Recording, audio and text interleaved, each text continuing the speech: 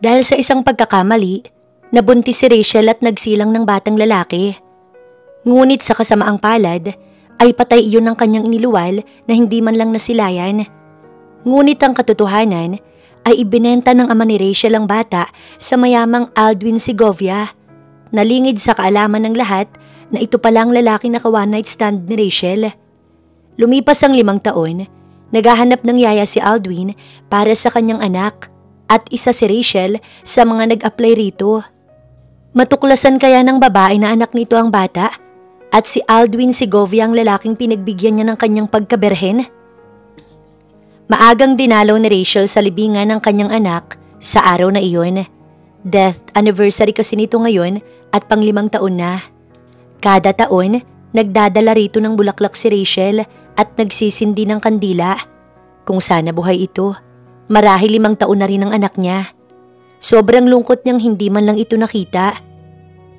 Umusal siya ng panalangin at nagtagal ng ilang minuto habang kinakausap ang anak na tila ba nasa kanyang harapan lamang. Puno ng panghihinayang na hindi ito nahawakan, nayakap or nakita man lang. Ang anak na bunga ng kanyang pagkakamali. Noong inakala niyang mamamatay na siya dahil sa binigyan siya ng taning ng doktor, ay may kung anong kalukuhan ang pumasok sa kanyang isipan. Naglasing siya at nagpaangkin sa isang hindi kilalang lalaki at nagbunga ang isang gabing yun. Pagkalipas ng 1 buwan, sa halip na mamatay kagaya ng sinasabi ng doktor, ay nabuntis siya. Dali-daling binalikan ng doktor at sinabi nitong ibang pasyente pala ang may taning na ng buhay at hindi siya. Sa madaling sabi, nagkamali ito. Isang simpleng gastritis lang naman palang sakit niya nang magpa-check up sa pag-aakalang ano na. Napasama pa tuloy. Labis niyang ikinatuwa ang balitang yun, pero sa isang banda, nalungkot siya para sa batang nasa kanyang sinapupunan na walang ama. Gayunman, nangakong mamahalin at aalagaan. Nang malaman ng kanyang mukhang perang ama ang tungkol sa kanyang pagbubuntis, nagalit ito at sinabing ipalaglag, lalo't walang ama ang bata. Pero hindi siya pumayag. Mawawalan kasi ito ng gagatasan dahil hindi na siya makakapagtrabaho. May pangalawang asawa kasi ito at tulad ng ama, tambay din ang napangasawa. Dagdagan pang may isang anak. Sa madaling sabi, siya ang bumubuhay sa pangalawang pamilya ng kanyang ama. Pero hindi siya pumayag na ipalaglag ang anak niya. Kahit wala itong kilalaning ama, mahal niya ito. Tinakot niya ang ama na lalayas kapag nagpumilit itong ipalaglag nito ang bata. Sa takot ng ama, ay sinabing ituloy na lang niya ang pagbubuntis dahil apo naman ito iyon. Ngunit batid niyang takot lang itong walang maghahanap buhay para sa mga ito. Sa tiyan pa lang, alagang-alaga na Rachel ang baby niya. At puro healthy ang kinakain kaya sobrang nakakalungkot malaman na patay ang kanyang anak nang iniluwal niya. At kahit bangkay, hindi siya hinayaang makita ng kanyang ama. Tanging libingan ng kanyang nakita paglabas ng hospital. Ilang sandali pang nanatili si Rachel sa lugar na iyon bago nagpaalam sa kanyang anak. Balak na sana niyang umuwi nang maisipang dumaan sa grocery store. Patawid na sana siya nang may makitang batang mabilis na tumatakbo at hinahabol ng 2 lalaki. "Bumalik ka rito! Hoy!" sigaw ng isang lalaki habang hinahabol ang bata. Sa pag-aakalang kidnappers ang 2 lalaki na humahabol sa batang lalaki, dali-dali niyang sinalubong ang mga ito at pinaghahampas ng kanyang bag. "Aray!" sigaw ng 2 masasamang lalaki habang walang tigil ang paghampas niya ng shoulder bag sa mga ito. Huminto sa pagtakbo ang bata na sa tansya niya 5 taong gulang. Nang makita ang kanyang ginagawa, nagtago ito sa kanyang likuran. Humagikgik at naglabas ng dila. "Ble, buti nga sa inyo!" pangaasar ng bata sa 2 lalaki. "Lagot na naman kami sa daddy mo nito. Pwede ba ma'am tigilan na nga yan?" asar na sabi ng lalaki at inagaw ang kanyang bag at ibinato sa malayo. Tumalsik pa ang kanyang cellphone pero hindi niya iyon pinansin nang makitang lalapit ang 2 sa batang lalaki. "Hep hep, hanggang dyan lang kayo." Namayawang siya sa harapan ng 2 lalaki. "Miss, amo namin yung bata tinakasan ng daddy niyang nasa loob ng supermarket. Pwede ba tumabi ka? Kailangan naming ibalik si Ian kay Boss Aldwin. Baka masisanti kami." Takot na nagmamakaawa ang lalaking panay kamot sa ulo. Napatingin siya sa batang nasa kanyang likuran at tuwang-tuwa sa nangyayari. Bata, anong pangalan mo? Tanong niya para masigurong nagsasabi ang lalaking ito ng totoo. Iyan ang name ko pero ayokong sumama sa kanila. Napabuntong hininga siya. Totoo nga ang sinabi ng dalawa. Hindi naman pala ito kidnappers, napagkamalan pa niya. Hinaplos niya ang buhok ng bata. Okay, sumama ka na sa kanila. I'm sure nag-aalala ng daddy mo sa'yo. Baka hinahanap ka na niya. Ayoko kay daddy. Ayoko kay tita Stella. Bad siya. Hindi naman niya alam ang binanggit nitong babae. Pero sa tingin niya, hindi maayos ang relasyon ng ama nito sa anak. Pinayuhan na lamang niyang bata na dapat sundin ng daddy nito para hindi magalit. Maya-maya ay may pumaradang sasakyan na hindi kalayuan sa kanila. Nataranta ang dalawang lalaki nang mag-buzzer ang kotse. Kaya dali-daling binuhat ng lalaki ang bata at itinakbo palapit sa kotse. Nailing na lang siya tsaka pinulot ang kanyang bag at cellphone. Nakita na lang niya na humarurot na palayo ang kotse, sakay ang bata. Napakibit balikat siya at agad naglakad na rin patungo sa supermarket. Kailan ka ba maghahanap ng trabaho, Rachel? Mag-iisang buwan ka ng tambay. Pumunta dito kaninang naniningil sa bahay at wala akong maibigay. Pagpasok ni Rachel sa bahay, bumungad ang boses ng kanyang ama. Magkatabi ang mag-asawa sa sofa. Ang madrasta ay naglilinis ng kuko at ang ama naman nanonood ng basketball sa TV. Pansamantalang nagsarado ang restaurant na pinapasukan niya dahil pinare-renovate ng may-ari ang restaurant at aabutin ng 3 buwan. Hindi na siya naghanap ng trabaho at balak antay na lang na magbukas ulit upang hindi niya na problemahin ang mga requirements. Isa pa yung hirap maghanap ng trabaho sa panahon ngayon, lalo na kung undergraduate. Sige ho pa, maghahanap ako ng trabaho bukas. Saad niya kaya nagkatinginan ng dalawa at nagpalitan ng ngiti bago ibinalik sa kanya ang tingin. Sinulya pa nito ang hawak niyang grocery bag. May 4,000 ka ba dyan, nak? Pahiramin mo muna ako, pambabaon lang ni Archie. Hirit pa nito na ang tinutukoy ay ang anak sa labas. Ang laki naman po ng 4,000 pambaon niya. Ako na pong bahalang magbigay kay Archie. Ani Rachel dahil alam naman kasi niyang hindi na ibabalik ang hinihiram nito sa kanya. Yung iba kasi dun, nak, ipandadagdag niyang pambili ng cellphone. Nag-iipon kasi yun at nahihiyang magsabi sa'yo. Ganoon ba? O sige ho, bibilhan ko na lang siya ng cellphone kapag nagkaroon ako ng trabaho. Sagot niya. Tila nainis ang kanyang madrasta na biglang sumingit. Ang sabihin mo na lang kasi, ayaw mong magbigay ng pera, Rachel. Para 4,000 pandagdag lang ng kapatid mo ipagdadamot mo pa. Ang kapal naman yata ng mukha mo. Naiinis nitong saad sa kanya sa malakas na boses. Hindi na siya nagulat pa sa sinabi ng madrasta dahil sanay na siyang marinig ang masamang salitang ibinabato nito sa kanya. Iwala ito sa kalingkingan ng kanyang yumaong ina. Mabait, maalaga at malinis sa bahay. Marunong magluto. Pero ang napangasawa ng ama, bukod sa tamad, maluho pa sa sarili, konsentidor na ina pa. Sinulyapan niya ito. Nakakahiya naman po sa inyo. Ako pang makapalang muka. Simula nang tumuntong kayo sa pamamahay na to, halos ako nang nagpakain sa inyo. Nagtitimpi niyang saad. Tumayo ang kanyang madrasta at namewang sa kanyang harapan.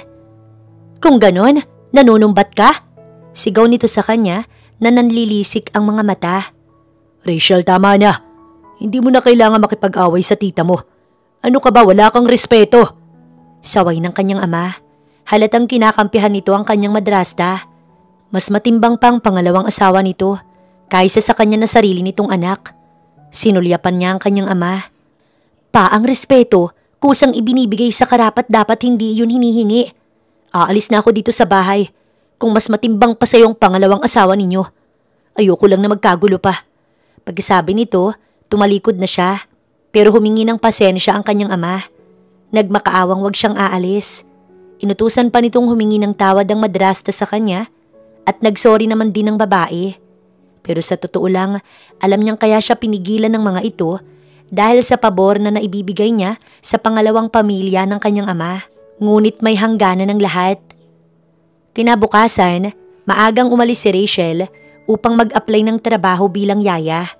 Kagabi nakita niya sa social media na naghahanap ng yaya ang isang Mr. Segovia At ang sweldo, 35,000 a month. Kaya ura-urada, nag-apply siya ng trabaho. Hindi man sigurado kung matatanggap pero kanyang susubukan. Matagal pa nga antayin 2 buwan bago magbukas uli ang restaurant kaya dasal niyang matanggap siyang yaya. Isang lalaking naka-all black ang sumalubong sa kanya sa mataas na gate pagdating niya. Iginiya siya sa loob at nakatatlong ikot sila sa lawak ng bakuran bago narating ang front door. Nasa loob ng bahay ang 4 na babae. Nasa tansya niya, nag-a-apply din bilang yaya. Mukhang matatalino. Inirapan pa siya ng isang babae pagpasok niya. Lumapit naman ang isang ginang at inanyayahan na silang pumanhik sa matarik at paikot na hagdanan. Pagdating nila sa isang silid, may isang batang nakaupo sa sofa, katabi ang isang lalaking abala sa laptop. At pamilyar sa kanyang batang iyon. Tama, hindi siya maaaring magkamali. Ang batang ito at ang batang nakita niya kahapon lang na hinahabol ng 2 lalaki ay iisa lamang. Introduce yourself. Mando ng lalaking malakurian ng muka sa isang nag-a-apply na yaya. Nagpa-impress agad ang babae. Sa pagkakataong yun, napasulyap si Ian sa kanyang gawi. Nginitian niya ito at kinawayan. Saglit na natulala ang bata, pero ang lawak ng ngiti nito pagkakita sa kanya na agad namilog ang mga mata. Sa madaling sabi nakilala siya nito. Akalain ba niyang ito pala ang batang aalagaan niya? Kinindatan siya nito at nag-thumbs up. Daddy, gusto ko siyang maging yaya. Sabi nito sa ama at siya itinuro. Ang mga katabi niyang nag-apply ng yaya, napaismid pagkakitang itinuro siya ni Ian. Sure baby, kayong lahat lumabas na. Utos ng lalaki sa iba pang naroon. Walang nagawa ang mga ito na lumabas na lamang pero nag-iwan ng masamang tingin sa kanya. Agad tumakbo si Ian palapit sa kanya at yumakap. Ikaw nga, masaya po kung makita ka ulit. Sabi nitong nagtatatalon sa tuwa. Napakunot noon naman si Aldwin pagkakita kay Ian na tuwang-tuwa. Kahapon lang ay tinakasan siya nito at pagbalik nila sa bahay, nag-alsabalutan ang yaya nito at wala siyang magawa kundi ang mag-hired na muli ng yaya. Tinanggal niya ang suot na salamin at pinakatitigan ng babae. Sa tansya ni Aldwin, nasa 22 ito or higit pa. Mukhang mabait naman pero kailangan niya itong ma-interview. Sinuliyapan niya si Calvin na nakatayo malapit sa kanila. Ang kanyang tauhan. Tawagin mo si Manang. Utos niya upang ito na ang bahalang magturo sa dapat nitong gawin. Pero sa ngayon, kailangan niya itong ma-interview. Mataman siyang tinitigan ng ama ni Ian matapos siyang anyayahang umupo. Nakakakaba ang kagwapuhan ng amo. Pero bawal magka-crush dahil trabaho ang pakay niya rito sa malaking bahay. Sa tansya niya, nasa 30 pa lang ang edad nito or higit pa. Mukhang kumpleto sa skincare sa sobrang kinis. At kahit malayo ang pagitan nila, ay napakabango. Nag-abot agad siya ng resume kahit nayaya lang naman ang kanyang inaplayan. Pinakatitigan iyon ng lalaki bago tumango. Si Manang nang bahalang magpaliwanag sa mga bagay na kailangan mong gawin tungkol kay Ian.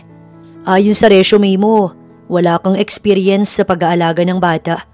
Paano ko nasisigurong maaalagaan mo ng maayos ang anak ko? Alam mo bang pang-anim na yaya ka na? Tuloy-tuloy nitong saad sa kanya. Nagdududa ito sa kanyang kakayanan bilang yaya. Lalo na siguro kapag nalaman nitong namatayan siya ng anak. Baka hindi siya tanggapin ng lalaki. Pati si Ian ay nag-aantay ng sagot niya. Pero nakangiti ito at confident na kaya niyang makapasa sa interview ng ama nito. Naku sir, huwag kang mag-alala. Kahit naman po wala akong karanasan sa pag-aalaga. Mahilig naman po ako sa makukulit at cute na bata. Sabik po kasi ako sa kapatid. Paliwanag niyang todo ngiti at kung nagpapakyut siya sa amo, hindi niya alam. Baka. Sa sinabi niya, pumalakpak si Ian. Ang galing ni Yaya! Masaya nitong sabi. Kinindatan niya pa ang bata. Okay, tanggap ka na. Ang gusto ko lang, babantayin mo ng maayos si Ian. Nandiyan naman si Manang nakatuwang mong mag-alaga. Sabi nito sa kanya at itinabi na ang kanyang resume. Nilapitan niya si Ian at nakipag-appear na yumakap bigla sa kanya. Natigilan pa si Rachel sa kakaibang sayang naramdaman sa yakap ng bata. Napaisip siya kung nasaan ang ina nito at kailangan pang maghanap ng mag-aalaga. Si Aldwin naman, namamangha sa pagiging magiliw ni Ian sa bagong yaya. Tanda niya pa ang huli. Ayaw na ayaw nito kahit na mabait din naman. Nilagyan pa ng ipis ang damitan para lang umalis ang yaya nito. Pero si Rachel, sa una pa lang, nagustuhan na ng bata. Nagtataka tuloy siya kung anong meron sa babae na wala sa mga naunang yaya nito. "Aldwin, babe!" Ang boses na iyon ay nagmula sa pinto. Isang sopistikadang babae ang lumapit kay Aldwin at humalik sa pisngi. Kaya nahulaan kaagad ni Rachel na girlfriend ito ng kanyang amo. Kung ganoon, nasaan ang ina ni Ian? Napansin niya kasi agad ang reaksyon ng bata. Halatang ayaw nito sa babae. "Stella, anong ginagawa mo rito?" Tanong ni Aldwin sa babae. "Nandito ako para kay Ian. May dala akong regalo sa kanya." Masayang sabi ni Stella na sumulyap ito kay Ian na nasa tabi pa rin ni Rachel. Araw-araw, sa tuwing pumupunta ang babae sa bahay, nag-aabot ito sa bata ng kahit na anong bagay para lang magustuhan. Pero mainit ang dugo ni Ian kay Stella. Sa loob ng ilang taon, hindi naging mabait ang bata sa babae. Sa madaling sabi, ayaw ng bata rito dahil nararamdaman ni Ian na kaagaw nito iyon sa kanyang ama. Sa halip na abutin ng bata ang ibinigay ni Stella, ay tumayo ito sa sofa na kinauupuan at nagmarcha patungo sa sariling kwarto. Nag-alala naman si Rachel na sinundan ng tingin ng bata. Kasunod nito si Calvin na tauhan ni Aldwin. Tsaka siya sinenyasan ng amo na sundan ang anak nito sa kwarto. "Aldwin, sino ang babaeng yun?" Inis na tanong ni Stella sa nobyo. Napairap pa ito habang sinusundan ng tingin si Rachel. Bagaman simple lamang ang suot nitong bestida at luma, mahahalatang maganda pa rin ang babae. Bilugan at maalindog ang katawan. May maliit na mukha at hugis puso. "Bagong yaya. Nabanggit ko na sa'yo, di ba nakakaalis lang ng dating yaya ni Ian?" "Maganda siya. Pwede kanyang akitin." Inis ang boses ni Stella. Umatake na naman ang pagiging selosa. Lahat na lang ng babaeng nalalapit sa kanya. Pinagbibintangan nitong aakitin siya. Hindi na lang pinansin ni Aldwin ang sinabi ng kasintahan. "Manang, nasaan ang ina ni Ian?" Tanong ni Rachel sa ginang matapos nitong ipaliwanag sa kanya ang mga dapat gawin sa bata. Naipaliwanag nitong workaholic ang ama, kaya madalas gabi lang nasa bahay at maghapon ay nasa opisina.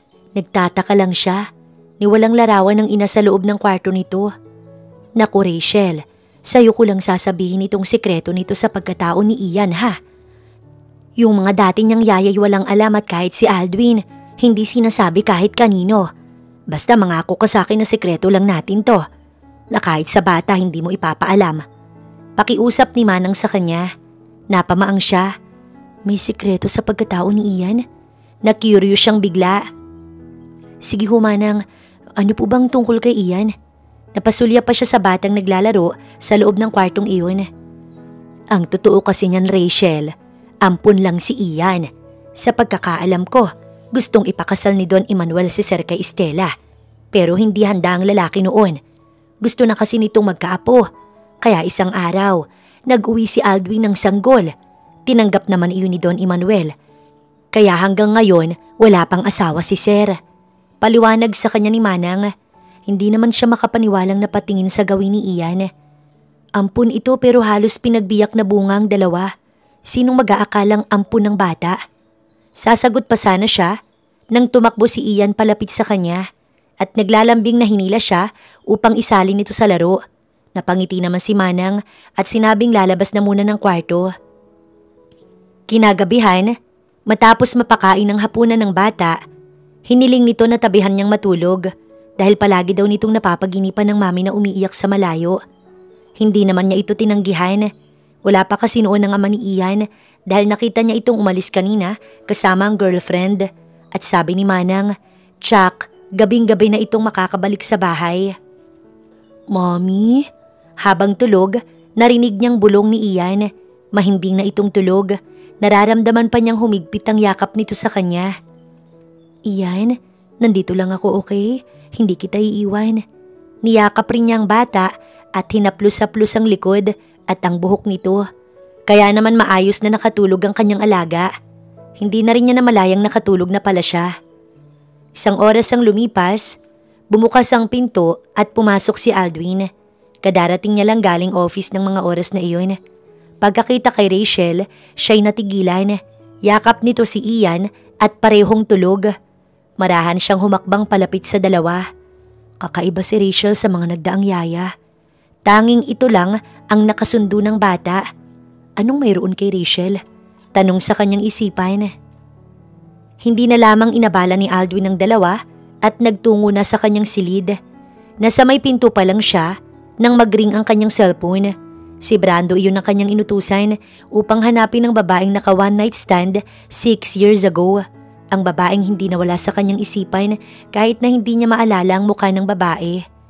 Ilang beses din siyang bumalik sa nightclub na yon at inaabangan ng pagbabalik ng babae. Ngunit nabigo siya kaya inutos na lang niya sa ibang paghahanap. Anong balita? Sir, nahanap ko na yung babaeng naka one night stand mo. Masayang saad ni Brando. Siyempre malaking halaga ang kapalit nun. Umalo ng puso ni Aldwin sa saya at nasabik siya sa babae. Ito kaya ang dahilan kung bakit hanggang ngayon wala siyang planong pakasalan si Stella. Nasaan siya? Bagaman damang sobrang tuwa ay kampante si Aldwin. Kung gusto mo siyang makita sir, bukas sasamahan kita. Ani Brando. Sabihin mo sa akin ang address. Ako nang bahalang pumunta sa kanya. Sir, pwede ko na po bang makuha ang bayad? Okay, isend mo sa akin lahat ng impormasyon ng babae at ora mismo. Ibibigay ko sa iyong napag-usapan nating presyo. Hindi naman nagdalawang salita pa si Aldwin at agad pinasa sa kanyang messenger ni Brando ang address maging larawan ng babae. Bago niya iniwan noon ng babaeng naka one night stand, isinuot niyang mamahaling kwintas ng kanyang ina na iniwan sa kanya. Ang sabi nito, ibigay niya sa babaeng gusto niyang makasama habang buhay. At tanging ang kwintas na iyon ang kanyang pagkakakilanlan kung ito nga ang babaeng yun. Walang duda, ito ang babaeng yun dahil suot nito ang kwintas. Tricia pala ang pangalan ng babae. Sa wakas, makikita niya na ito. Pagkatapos maipasa ni Brando ang impormasyon about sa babae, tsaka niya pinadala sa account nito ang perang bayad sa serbisyo ng lalaki. Yaya, may boyfriend ka na po ba? Isang umaga habang pinaliliguan ni Rachel si Ian ay tanong nito sa kanya. Halos masamid siya sa sariling laway sa tanong ng bata. Sa edad nito, paanong nalaman ng tungkol sa boyfriend? Sino naman ang nagturo nito kay Ian? Naku, wala pa sa plano kong mag-boyfriend. Bakit mo naman natanong aber? Gusto niyang matawa sa tanong ng bata. Gusto kita yaya, pakakasalan kita paglaki ko, magpapaalam ako kay daddy na ibili ka niya ng singsing bilang regalo. Tuluyang natawa si Rachel sa pagiging matabil ni Ian, yung tawa na mapapahagik-gik ka. Gusto mo kong pakasalan? Bakit ka po natatawa? Kagabi, napaginipan kita yaya, nakayakap ka sa akin habang tulog, ikaw ang soulmate ko. Dagdag pa nito na mas lalo niyang ikinatawa. Kanina gusto siyang pakasalan, ngayon naman siya ang soulmate. Nang makitang tumatawa, napasimangot ito at sinabing seryoso. Siya naman ay huminto sa pagtawa nang makitang nakasimangot ang alaga. Love din kita, Ian. Alam mo kung bakit? Siguro kung nabubuhay lang ang anak ko, kaedad mo lang siya. Ang cute katulad mo. Pinisil niya ang kabilang pisngi nito. Namilog ang mata ni Ian. Really, Yaya? May anak ka na? Pero nasaan po siya? Wala na siya. Nasa heaven na kasama ni Papa Jesus. Baby pa siya nang mawala at hindi ko siya nakita. Kaya para sa akin, ikaw na lang ang baby ko. Malungkot niyang wika. Totoong nakadama siya ng kirot sa tuwing maaalala ang kanyang anak na nawala. Mabilis siya nitong niyakap. Huwag ka nang malungkot, Yaya, kasi nalulungkot din po si Ian. Nandito lang po ko para sa'yo. Hinaplos pa nito ang kanyang pisngi at malungkot din ang mga matang siya'y tiningnan. Nasisiyahan naman si Rachel habang hinahaplos ng munting palad nito ang kanyang pisngi. Tila napawi ang lungkot ng babae dahil sa simpleng paghaplos ng bata. Hanggang sa hindi niya napigilang ito yakapin. Tuloy pati siya ay nabasa. Naliligo nga pala ito kaya nagpa siya siyang maligo na rin. Paglabas nila ng kwarto upang magalmusal, nadatnan nga si Sir Aldwin at Stella na nagtatalo sa sala. Napahinto sila ni Ian sa gitna mismo ng daan. Paano mo nagawa sa akin to, Aldwin? Halos 5 taon ako naghintay sa'yo, umasa sa'yo. Pero sa isang iglap, nang dahil lang sa Tricia na yan, ipagpapalit mo ko. Pinagsasasampal ni Stella si Aldwin. Kaya naman mabilis na tumakbo palapit si Ian pagkakitang sinasaktan ng babae ang ama nito. Bad ka! Sinasaktan mo ang daddy ko! Mabilis na itinulak ni Ian si Stella. Sa galit ng babae, hinaklit nito sa braso ang bata. Isa ka pang kaagaw ko sa oras at pagmamahal ni Aldwin. Sigaw nito sa bata. Mabilis siyang napatakbo upang ipagtanggol ang alaga. Si Aldwin, pilit namang binabawi ang bata. Nakiusap pa kay Stella na bitiwan si Ian, pero mas inilayo pang lalo nito ang bata. Nasasaktan ako! Sigaw ni Ian, pilit kumakawala sa mahigpit na pagkakahawak ni Stella. Nang tuluyang makalapit si Rachel, walang habas na pinagsasasampal si Stella. Naawa siya kay Ian na sinasaktan nito, at kung hindi pa nito binitiwan ng bata, ilalampaso niya ang mukha sa simento. Mabuti na lang at sa lakas ng sampal niya kay Stella, nabitiwan nito si Ian at agad tumakbo sa ama. Walang yakang babae ka, isa kang pakailamera. Pwes, idadamay kita sa galit ko. Tuluyang nagwala si Stella na sinugod siya ng sabunot. Hindi naman nagpatalo si Rachel na lumaban. Yaya! Takot na sigaw ni Ian. Daddy, tulungan mo si Yaya. Umiiyak ito habang nagpapambuno sila ni Stella. Naroong sampalin siya at kalmutin ng mahaba nitong kuko. Agad umawat si Aldwin, maging si Calvin at ang dalawang katulong, kaya napaghiwalay silang dalawa ni Stella. Humihingal pa siya, ganoon din ang babae na nagwala na lumabas ng bahay. Umiiyak itong nagbabanta kay Sir Aldwin. Sinundan ito ni Aldwin sa labas at sinabing ihahatid na pauwi. Nalaman niya kay Calvin na nakikipaghiwalay ng lalaki kay Stella dahil natagpuan na nito ang babaeng matagal nang pinapahanap ni Aldwin. At iyon nga si Trisha. Pero naisip niyang natural na masaktan si Stella dahil mahal nito si Aldwin. Hindi niya na inalam kung sinong Trisha na ito. Siguro nga'y mas matimbang ito sa puso ng lalaki dahil ganoon ito kabilis ipagpalit si Stella na halos 6 na taon din itong nagintay sa lalaki. Sa araw na yon, pinuntahan ni Aldwin ang address ni Trisha. Mukhang maalwa naman ang buhay nito dahil maayos ang bahay at may sasakyan. Isang maid ang nagbukas sa kanila pagkatapos mag-doorbell ni Calvin. Sino sila? Bago na patingin sa kanya ang maid, pinasadahan muna nito ng tingin ang kasamang lalaki. Pwede ko bang makausap si Trisha? Tanong niya sa maid. Anong kailangan mo kay mama? Tanong nito na medyo mataray. Gusto ko siyang makausap. Isang sulyap muli kay Calvin bago ngumiti ang maid sa kanya. Pasalamat kayo at ang gagwapo ninyo. Hala sige, tuloy kayo. Binuksan nito ang gate bago tuluyang pumasok sa loob upang tawagin ng amo. Sila naman ni Calvin, pumasok na rin ang gate. Sir, yung Trisha po ba ang first love mo? Nakipag-break ka kasi kay Ma'am Stella. Hindi mapigilang tanong ni Calvin sa kanya. Napabuntong hininga si Aldwin at hindi alam ang sasabihin hanggat hindi nalalaman ng tunay na damdamin para kay Trisha. Kung ito man yung babaeng nakasama niya sa gabing yun, ilang taon na ang nakalilipas. Sino sila? Anong kailangan mo sa akin? Isang matabang babae ang paglabas ng malaking pinto kaya siya'y natigilan. Hindi makapaniwalang napatingin din sa babaeng palapit sa kanila ni Calvin. Ito si Trisha? Nagkatinginan sila ni Calvin. Ito man ay hindi makapaniwala. Sir, ito ang first love mo? Bakit naman dambuhala? Asik na tanong ni Calvin at gustong tumawa. Nasisiguro niyang hindi ito ang babaeng nakasama niya sa isang gabi. Balingkinita ng katawan ng babae at nakakabaliwang bango nito. Imposibleng ito yun. Napailing siya at kunot ang noo na tumingin sa papalapit na babae. Pababa sa leeg nito kung saan nakasabit ang kwintas ng kanyang ina. Ma'am, ikaw po ba si Trisha? Tanong ni Calvin. Ako nga. Ano bang kailangan ninyo? Hindi nyo ba alam na abala kayo sa workout ko? Masungit nitong saad sa kanilang dalawa. Naubo naman si Calvin. Sir, kaya pala dambuhala kasi nagwo-work. Gustong bumunghalit ng tawa si Calvin kung hindi niya lang ito malakas na siniko. Kunin mo yung suot niyang kwintas. Bayaran mo kahit magkano. At alamin mo kung paano napunta sa kanya, okay? Mando niya na tumalikod habang nag-iisip.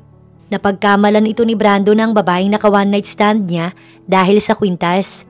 Palibhasa, mukha lang ng babae ang ipinasa nito sa kanya sa messenger. Kaya hindi rin niya alintanang ganito. Problemado niyang nahampas ang manibela ng kotse habang iniisip kung nasaan ang babaeng nakasama isang gabi at kung paano napunta kay Trisha ang kwintas ng kanyang ina. Maaaring nangailangan noon ng pera ang babae at ibinenta ang kwintas. Nakita niyang nakikipagtalo si Calvin sa matabang babae na tumagal ng halos 1 oras. Inip na inip siya sa pag-aantay hanggang sa wakas lumapit sa kanya si Calvin. "Sir, nabili niya raw sa isang ginang ang kwintas ng 500,000 piso. Kaya kailangan mong ibalik ang pera niya kung gusto mong makuha ang kwintas." Paglapit ni Calvin ay wika nito. Napaisip na naman si Aldwin bago sinulyapan si Calvin. "Ibigay mo ang hinihingi niyang halaga at alamin mo kung sinong ginang nagbenta ng kwintas sa kanya." Utos niya kay Calvin. Tumango ito at binalikan ng babae. Sa loob ng kanyang opisina, habang tinititigan ang kwintas na naibalik na sa kanya, hindi mawari ni Aldwin kung paano napunta sa isang ginang ang bagay na iniwan niya sa babae or talagang ayaw na nitong magpahanap sa kanya. Kalaunan, tumunog ang kanyang cellphone at pangalan ni Stella ang kanyang nakita sa receiver screen. Napabuntong hininga pa siya bago iyon sinagot. Pansamantala, ibinulsa niya ang kwintas. Umiiyak si Stella sa kabilang linya at sinabing nasa rooftop ito at kapag hindi niya pinuntahan, tatalo ng babae sa building. Pero bakit wala siyang pag-aalalang naramdaman? Siguro dahil hindi niya talaga mahal si Stella. Matapos ang isang gabing iyon sa kanila ng babae. Kung sa bagay, hindi naman niya niligawan si Stella, kundi palagi lamang itong nasa tabi niya dahil close ang kanilang mga magulang. Noon pa man, ayaw niya na sa babae, pero mapilit ito at sinabing subukan nila sakaling dumating ang ilang taon na baka mag-work out ang kanilang relasyon. Dito niya napatunayan na ang pag-ibig hindi pinipilit kundi kusang nararamdaman dahil kahit anong gawin ni Stella, hindi niya ito nakuhang mahalin. Minsan niya na ring sinabing kalimutan na lang siya pero hindi nito iyon ginawa. Ano bang nakita nito sa kanya na wala sa iba? Pilit ipinagsisiksikan ng sarili kahit na inamin niyang wala siyang pag-ibig rito. "Stella, wag mo nang pahirapan ng sarili mo. Kalimutan mo na ako." Bago pinatayan ng linya ay saad niya sa babae. Inutusan niya si Calvin na puntahan si Stella na agad naman itong sinunod. Siya naman ay nag-attend ng meeting na inabot ng 2 oras. Paglabas niya ng conference room, nadatnan niya si Stella sa kanyang office. Tahimik na nakaupo lang sa sofa. Napabuntong hininga siya. Ang kulit ng babae. Wala na siyang choice kundi ito'y kausapin. "Stella." Tumayo ito at lumapit sa kanya. Isa-isang kinakalas ng damit. Natamemi siya nang lumantad ang maalindog nitong katawan sa harapan niya. Walang kaabog-abog siyang hinalikan nito sa labi. Tsaka niya lang napagtanto na lasing ang babae. Naamoy niya sa hininga nito ang alak. Itinulak niya ang babae. Hindi tama ang ginagawa nito. Wala sa sariling katinuan ng babae. Nababaliw na ito. Nasaktan si Stella sa ginawa niya. "Aldwin, ano pa bang kulang? Handa akong gawin lahat. Ibigay sa'yo. Pero bakit hanggang ngayon? Nanlilimos pa rin ako ng atensyon mo. Bakit?" Muli siyang nilapitan at marahas siyang hinalikan. Kaunting-kaunti na lang ang pagtitimping natitira sa kanya. Tao lang siya, lalaki. May pakiramdam. Pero hindi niya ugaling ang kininang babaeng alam niyang wala siyang damdamin para dito. Kaya binalot niya ang katawan nito. "Ito na ang huli mong paglapit sa akin, Stella. Binabalaan kita." Galit na saad ni Aldwin at mas piniling iwan ng babae. Nagdesisyon siyang umuwi na ng maaga sa bahay. Masakit ang ulo niya. Marami siyang iniisip. Dumagdag pa ang babae sa problema niya. Gabi matapos patulugin ni Rachel si Ian, lumabas siya ng kwarto. Saktong palabas naman si Aldwin sa kwarto nang magtagpo ang mga mata nilang dalawa. "Hi sir, good evening po." Naunang batiin ni Rachel ang lalaki. Himalang mas maaga ata itong umuwi ngayon. "Sisilipin ko lang si Ian." Matapos siyang sulyapan, tumuloy ito sa pinto ng silid kaya umurong siya sa dadaanan ng lalaki. Huminto ito sa tapat para magtanong. "Kamusta siya pagkatapos ng nangyari kanina?" Tanong nito na ang tinutukoy ay ang pagsasabunutan nila ni Stella. "Naku sir, medyo natakot si Ian doon sa ex-GF mo. Buti nga't hiniwalayan mo na. Parang tigre pala yun. Hindi ko rin naman siya gusto para sa'yo. Marami naman dyan sa tabi-tabi mo lang. Mas maganda't simple lang." Nakangiting saad ni Rachel na ang tinutukoy ay ang kanyang sarili. Why not? Mabait naman siya. Willing maging ina ni Ian at sinisiguradong mamahalin ng mag-ama. Kung katulad lang naman ni Estela ang magiging mami ni Ian ay wag na. Magwelga talaga siya kapag ikinasal ang dalawa. Narinig niyang bumuntong hininga si Aldwin. Parang pagod ito na hinilot ang sintido. Tingin niya'y problemado ito sa nangyari. Sir, wag mo mamasamain ha. Mahal niyo po ba talaga yung Estela? Hindi naman nasagot ni Aldwin ang tanong ng dalaga. Mahirap ipaliwanag kung anong damdamin niyang mayroon siya para kay Estela. Sa loob ng mahigit 5 taon, sinikap naman niyang tugunan ang pagmamahal nito sa kanya. Pero hindi niya naibigay at nauwi sa hiwalayan. Naku sir, wag mo nang sagutin kung nahihirapan ka. Mauna na po ko sa silid ko. Puntahan mo na po si Ian. Magandang gabi po ulit. Nang hindi makapagsalita si Aldwin, inunahan na ni Rachel at minabuting tumalikod na at tunguhin ang kanyang kwarto. Tinampal pa niyang labi. Bakit naman kasi naitanong niya yun sa amo? Masyadong personal ang tanong niyang yun. Tsaka niya lang naisip na hindi pala dapat. Naglinis na siya ng katawan at nahiga na upang matulog. Ngunit naging mailap sa kanya ang antok. Minabuting lumabas na muna at balak ay mamasyal sa garden. Total ay hindi pa naman siya inaantok. O Rachel, may kailangan ka ba? Nakasalubong niya sa may sala si Manang na patungo na rin sa maid's room at may mga dalang plantsahin galing sa laundry area. Wala naman ho, magpapahinga lang sana. Ako na pong bahalang magsara ng main door. Ganun ba? Ay sigat ako naman ay magpapahinga na. Sumakit tong likod ko sa paglalaba. Tsaka ito nagpatiuna at siya naman ay nagtuloy sa labas. Sumalubong agad sa kanya ang malamig na hangin. Sa di kalayuan, narinig niya ang tawanan ni na Calvin at ang isa pang tauhan ni Aldwin na si Bart. Nang masulyapan siya ng dalawa ay kumaway ito. Nilapitan kaagad siya ni Calvin. Good evening Rachel. Bati nito at dali-daling pumitas ng isang bulaklak sa hardin at inabot sa kanya. Si Bart ay nakamasid lang sa kanila at bahagyang nakangiti. Ano naman to? Tanong niya sa lalaki. Bulaklak, ano pa ba? Alam kong bulaklak, pero ang tanong ko para saan to? Para sa'yo. Naku, wag kang maniniwala dyan. May asawa na yan. Bukod sa babaeng nabuntis na taga Mandawi. Dinig niyang saad ni Bart na pinuto lang sasabihin ni Calvin. Sa mga sandaling yon, tanaw ni Aldwin sa baba si Rachel na kausap ni Calvin at Bart. Pagkagaling sa kanyang kwarto, nagtungo siya rito sa teres. Kaya mula sa kinatatayuan, nakita niya ang tatlong nag-uusap. Mukhang napagtripan ng dalawa ang yaya ni Ian. Wala naman sana siyang pakailam sa mga ito dahil binata naman pareho si Calvin at Bart. Kaso ang tanong, seryoso ba ito sa dalaga? May kung anong tumutol sa kaibuturan ng puso niya habang iniisip na makikipagrelasyon si Rachel sa isa man sa kanyang tauhan. Siguro kasi nag-iisang yaya si Rachel na tanging nakasundo ni Ian at ayaw niyang mapunta lang ito sa isa man sa tauhan niya dahil sila yung tipo na hindi magseseryoso sa isang relasyon. Bumaba siya upang lapitan ng mga ito. Napansin kaagad siya ni Calvin at binati kaya napalingon ng dalaga sa kanyang gawi. Calvin, maaga tayo bukas. Matulog na kayong dalawa. Mando niya sa mga ito. Napakamot sa ulo si Calvin pero si Bart agad na nagpaalam sa kanya na tinungo ang kwartong katabi lang ng maid's room. Napilitan namang sumunod si Calvin. Sir, kung kailangan niyo po ng kausap, hindi pa ako inaantok. Sabi kaagad sa kanya ni Rachel. Nililigawan ka ba ng dalawang yun? Tanong ni Aldwin na napatingin sa hawak na bulaklak ni Rachel.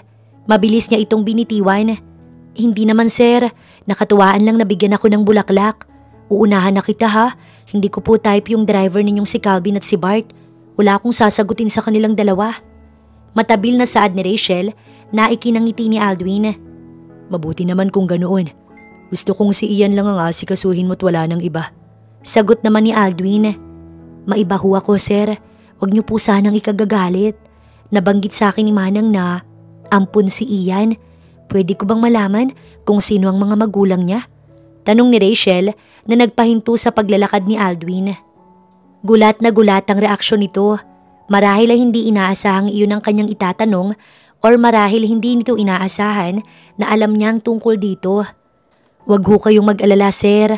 Nangako ako kay Manang na hindi ko sasabihin ang lahat ng tungkol dito sa kahit na kanino. Aniya nang hindi ito makapagsalita. Matagal itong nakabawi sa pagkagulat. Rachel, ayokong malaman ni Ian ng tungkol dito. Inaamin kong ampun siya, pero si Ian ang buhay ko. Itinuring ko na siyang tunay kong anak. Kahit ang mga tauhan kong si Calvin at Bart, wala silang alam tungkol dito. Kaya please, huwag mong sasabihin kay Ian. May pakiusap ang tono ni Aldwin at nangako naman siyang ililihim ang lahat sa bata. Hindi halos makatulog si Rachel sa gabing yun matapos ikwento sa kanya ni Aldwin kung paano nito na-adapt si Ian. May lumapit na matanda dito at humihingi ng tulong para sa bata. Nagkaroon kasi ito ng infection sa baga at paliwanag ng doktor, maaaring sa ina nakuha ang sakit na yun habang ipinagbubuntis pa lamang. Na-confine ng baby ng halos 1 buwan at nailigtas ito. Naging legal ang adoption kay Ian at nagbayad ng malaking halaga si Aldwin para sa matandang nagdala rito. Sinabi nitong wala ng magulang ang bata, kaya sana mahalin ito ni Aldwin na parang tunay nitong anak. Ang ipinagtataka ni Rachel kung bakit parehas ng taon at petsa ng panganganak niya nang ampunin si Ian at bakit malaki ang hinalang pumuno sa isipan niya na anak ito. Base na rin sa kanyang nararamdaman sa tuwing makakasama ang bata. Hindi kaya buhay ang kanyang anak at si Ian ang batang yun? Napailing siya sa hinalang na sa kanyang isipan. Imposible, patay na ang kanyang anak. Nakatulugan na lamang ni Rachel ang pag-iisip. Nagising siya kinabukasan na kinakalampag ni Ian ang pinto ng kanyang kwarto at nais nitong makipaglaro. Tsaka lang niya na malayang tinanghali na pala siya ng gising. Nagmamadaling binuksan ang pinto ng kwarto upang papasukin ang kanyang alaga. Yaya, ang ganda po ng araw sa labas. Gusto kong magpalipad ng saranggola. Masayang sabi ni Ian na agad siyang hinila palabas. Sa sobrang excited nito, nagtatatalon pa ang bata. Wala naman itong pasok kaya pumayag na din siya. Pero nagpaalam na munang magbibihis dahil siya'y nakapantulog. Lumabas sila ng bahay ni Ian at tinungo ang kalapit na park. Nagpaalam lang siya kay Manang. Pagkaalis ng dalawa, lumabas naman ng kwarto si Aldwin na nasa bahay pa ng mga oras na iyon. Napansin niyang wala sa kwarto si Ian kaya naisipan niyang itanong kay Manang. Pero lumabas pala ang dalawa at sinabing nasa kalapit na park. Siya naman ay naisipang sundan ng dalawa. Sa park habang tumatakbo si Ian at nagpapalipad ng saranggola, sinasabayan nito ang mga batang naghahabulan din sa lugar. Si Rachel naman, titig na titig sa bata. Aalamin niya kung buhay pa or patay na nga ang anak niya. Gusto niyang masiguro kaya ipahuhukay niya ang libingan nito. Oras na mapatunayan niyang nagsinungaling ang kanyang ama, pagbabayarin nito yun. Iyan! Boses ni Aldwin mula sa kanilang likuran, kaya nawala saglit ang kanyang iniisip at nalipat sa gwapong lalaki. Daddy! Patakbong lumapit si Ian sa ama, tsaka nagpatulong sa pagpapalipad ng saranggola. Sinabi ng lalaki na hindi iyon ang tamang lugar dahil maraming puno, kaya lilipat sila sa ibang lugar. Karga ni Aldwin si Ian patungo sa sasakyan. Gusto kong sagasaan mo yung babaeng yan. Utos ni Stella sa di kalayuan habang nakamasid sa tatlo. Iniisip nitong si Rachel ang dahilan kung bakit ito hiniwalay ni Aldwin, kaya dapat lang na mamatay ang babae. Isa pa'y may malaki itong kasalanan sa kanya. Oras na para gantihan niyang babaeng makapalang muka. Yes, ma'am. Tugon naman ng lalaking nasa driver seat. Pagkatapos ay mabilis na pinaharurot ang kotse patungo sa tatlo. Samantala, unang isinakay ni Aldwin ang anak sa kanyang kotse bago umikot sa kabilang bahagi ng sasakyan upang ipagbukas si Rachel ng pinto. Ngunit nagulat siya nang may humahagibis na sasakyan palapit sa kinatatayuan ni Rachel. Nanlaki naman ang mga mata ni Rachel sa gulat at huli na ang lahat para umiwas. Tumilapon si Rachel at bumagsak na duguan sa simento matapos mahagip ng sasakyan. Tuwang-tuwa naman si Stella sa loob ng kotse nang makita ang pagtilapon ni Rachel. Yan ang nababagay sa iyong babae ka. Bulong pa nito. Yaya! Palahaw ni Ian na nakita ang mga pangyayari. Si Aldwin bagaman gulat, mabilis na nilapitan si Rachel at binuhat ang babae pasakay ng sasakyan at isinugod sa pinakamalapit na hospital. Halos maligo na ito sa sariling dugo, kaya parehong nararamdaman na pag-aalala ni Aldwin at Ian. Dok, gawin niyo po lahat ng makakaya ninyo. Iligtas niyo po si Rachel, please. Pakiusap ni Aldwin bago dalhin sa ICU ang babae. Tumangwang doktor, tsaka niya pinuntahan sa waiting area ang kanyang anak na umiiyak. Daddy, si Yaya. Kasalanan ko po ang lahat kapag may masamang nangyari sa kanya. Sana po hindi ko na lang siya inaya sa park. Kasalanan ko po, Daddy. Walang masamang mangyayari sa kanya, okay? Magagaling ang mga doktor dito. Paliwanag niya sa anak habang pinatatahan. Yumakap ito sa kanya at siya naman patuloy itong hinahaplos ang likod. Tinawagan niya si Calvin at inutusang sunduin ang bata sa hospital at si Manang na munang bahala rito habang nagpapagaling si Rachel. Aasikasuhin niya rin kung sinong may kagagawa nito sa dalaga at hindi siya titigil hanggat hindi napapanagot ang may sala nito kay Rachel. Gabi na nang magkamalay si Rachel at nakita niyang tulog na nakaupo si Aldwin sa isang silya. Nakasandal ito habang pinag-cross ang dalawang braso sa harapan. Teka, bakit si Aldwin ang nagbabantay sa kanya? Pinagsawa na lang niyang mga matang titigan ng gwapong lalaki habang pilit bumabangon upang gisingin si Aldwin. Naalala niyang nangyari sa park kanina nang siya'y sagasaan. Hindi siya pwedeng magkamali. Nakita niya sa loob ng kotse katabi ng driver si Stella. Ito ang nag-utos sa driver nitong siya'y sagasaan. Kailangang malaman ni Aldwin ang tungkol dito. Rachel, may kailangan ka ba? Huwag ka munang bumangon, hindi mo pa kaya. Nag-aalala si Aldwin nang magising at makitang unti-unting bumabangon si Rachel. Mabilis siyang inalalayan ng dalaga at hindi niya alintana na halos yakap niya na ito. Bakit tila pamilyar sa kanyang natural na amoy ni Rachel at hindi niya maiwasang mapatitig sa dalaga. Saglit na nagtama ang mga mata nila at parehong natigilan.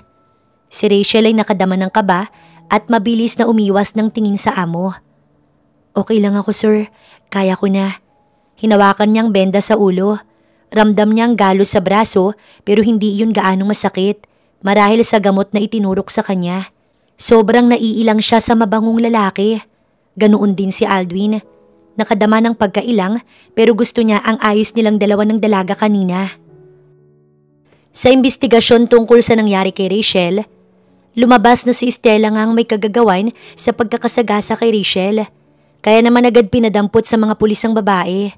Sa presinto, pumalaho ito ng iyak at nagmakaawa sa ama.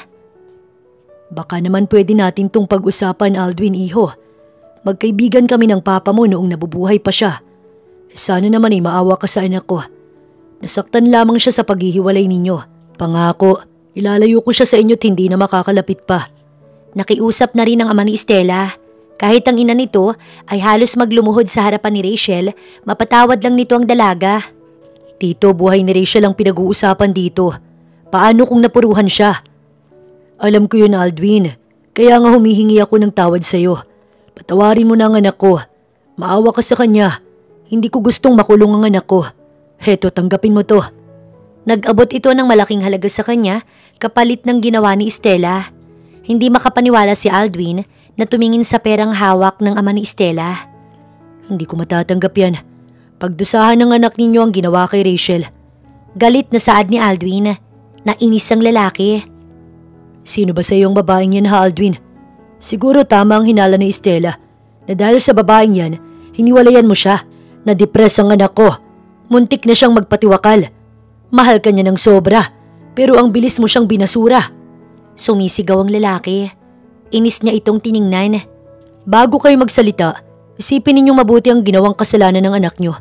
Kung sa akin siya galit, ako ang saktan niya't hindi si Rachel. Mas galit niyang wika. Hindi na niya binigyan pa ng pagkakataong magsalita ang konsentidor na ama ni Stella at kanya itong tinalikuran. Sa kotse habang pauwi na sila ni Rachel, naging tahimik ito pero madalas sumulyap sa kanya. At kapag napapalingon siya sa gawin nito, patay mali siyang nagbabawi ng tingin. Nararamdaman niyang may gusto itong sabihin. Isang buwan na noon ang lumipas, simula nang mailabas ng hospital ang dalaga. At ngayon lamang nadakip si Stella dahil nagtago ito pagkatapos ng aksidente. Natagpuan ng babaeng nagbabakasyon sa isang resort sa Palawan. Akala marahil ng babae na magiging malaya ito pagkatapos ng ginawa sa yaya ng kanyang anak. Salamat nga pala, Sir Aldwin, kanina, ha. Nakita ko kung paano niyo ko ipagtanggol sa ama ni Stella. Grabe pala kapag mayaman, no? Walang halaga sa kanila ang buhay. Okay lang bayaran ng pera. Himutok ni Rachel. Ito ang bumasag ng katahimikan nilang dalawa sa loob ng kotse. Ginawa ko lang ang tama, Rachel. Mahal ka ni Ian. Kapag may masamang nangyari sa'yo, natitiyak kong malulungkot ang anak ko. Seryosong sabi ni Aldwin na nasa daan ang mga mata. Kayo sir, mamimiss niyo kaya ako kapag namatay ako? Pabirong tanong ni Rachel kay Aldwin. Tumawa pa nga ang babae para isipin ng amo na talagang biro lang ang kanyang sinabi. Naipreno bigla ni Aldwin ang sasakyan sa tanong niya iyon na ikinatanga niya. Sir, biro lang naman yun, pasensya na. Nakakagulat naman po kayo. Hinawakan siya nito sa magkabilang balikat. Napatanga naman si Rachel dahil tulala ito. Ano naman kayang nangyari sa amo niya? Pwede ba, Rachel, sa susunod? Pag-iisipan mo muna ang mga lumalabas dyan sa bibig mo. Seryosong saad pa rin ito. Napalunok si Rachel sa sobrang lapit ni Aldwin. Ang bango nito, ang init ng hininga. Hay, ilang beses na ba niyang pinigilan ng sariling wag matukso? Kaso ang hirap. Tumikim siya habang unti-unting tumatango. Sorry na sir, hindi na ako magbibiro next time. Napakaseryosong tao niyo naman po. Wika niya at umayos ng upo. Si Aldwin naman, nagmaneho na uli hanggang sa nakarating sila sa bahay. Matapos magbihis, tinungo niya si Ian sa kwarto nito at masayang-masaya na yumakap sa kanyang bata. Namiss nga raw siya ng ilang oras niya lang naman nawala. Kahit siya'y ganoon din. Nagkulong naman si Aldwin sa kanyang mini office pagdating habang iniisip si Rachel. Bakit palagi nitong ginugulo ang utak niya? Kahit nasa office, gusto niyang umuwi sa bahay para lang makita ang dalaga. At may mga gabing gusto niya itong makausap. Rachel, sino ka ba talaga? Bakit ganitong nararamdaman ko para sa'yo? Bulong ng isip ni Aldwin. Yaya, di ba po sabi mo wala kang boyfriend? Tanong ni Ian sa kanya habang nasa kwarto silang dalawa. Napakunot noon naman si Rachel. Bakit gusto mo na naman akong ligawan? Nakatawa niyang tanong. Nagbago na pong isip ko, gusto na kitang maging mami. Naisip ko lang si daddy, walang nag-aalaga sa kanya. Pwede mo ba siyang pakasalan? Ayoko po kasi sa Stella na yun. Bigla itong sumimangot nang mabanggit ang pangalan ni Stella. Wala naman kasing alam ang bata na kasalukuyan ng nakakulong ang babae. Naku, si daddy mo magde-decide kung sinong pakakasalan niya at hindi ikaw, no? Dahil anak ka lang naman. Paano pala pag di ako gusto ng daddy mo? Tanong niya at pinisilang cute na ilong ng bata. Love ka po ni daddy kasi nakikita ko po siya na nakatingin sa'yo. Gustong kiligin ni Rachel sa narinig. Kailan nangyari yung nakatitig sa kanya si Sir Aldwin? Hindi niya ata alam yun. Kinulit pa siya ni Ian na magpakasal sa ama nito dahil nga gusto siyang maging mami. Para matapos na, umuo na lang siya. Pero nagulat siya nang bigla itong tumayo at kumaripas ng takbo palabas ng kwarto. Saan naman ito pupunta? Susundan sana niya si Ian nang makasalubong ang mag-ama saktong paglabas niya ng pinto. Daddy, pumayag na po si Yaya na magpakasal sa'yo. Nag-yes na po siya. Masayang saad ni Ian. Nag-charming eyes pa sa ama. Kita niyang pagkagiliw sa mga mata ni Aldwin. Talaga? Nakangiti pang bumaling sa kanya. Sa mga oras na yon, inaatake na si Rachel ng matinding kaba sa kanyang dibdib. Lumapit sa kanya si Ian at hinawakan ng kanyang kamay maging sa daddy nito bago pinagsalikop ang mga palad nilang dalawa. Daddy, gusto ko po si Yaya na maging mommy. Will you marry her po? Masayang tanong ni Ian kay Aldwin habang nagniningning ang mga mata. Umaasa na papayag ang ama nito. Narinig niyang tumawa si Aldwin ng mahina bago siya nito kinindatan na para bang sinasabing sakyan na lang nilang dalawa ang sinabi ni Ian. Yes anak. Nang tumango siya, tsaka nito sinagot ang bata. Nagtatatalon si Ian sa tuwa pero sa reaksyon ni Aldwin, nakikita niyang hindi naman ito seryoso. At bakit naman iniisip niyang seseryosohin niyo ng lalaki? Nababaliw na ba siya? Kaya naman, nakisakay na lang din si Rachel sa agos ng mga pangyayari.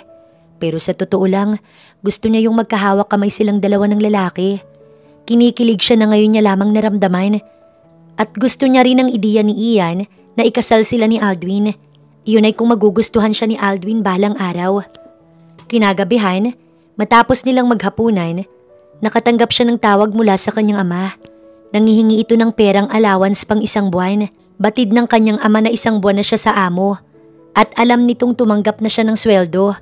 Nagpadala siya ng 5,000 sa account ng ama. Para sa susunod na manghingi ito, may maipapadala siya. Pero humirit ito ng 5,000 dahil kulang nga daw yun. Sabi nito wala pa sa kalahati ng sahod niyang ibinigay niya rito. Naiintindihan ni Rachel na walang trabaho ang kanyang ama at nag-aaral si Archie.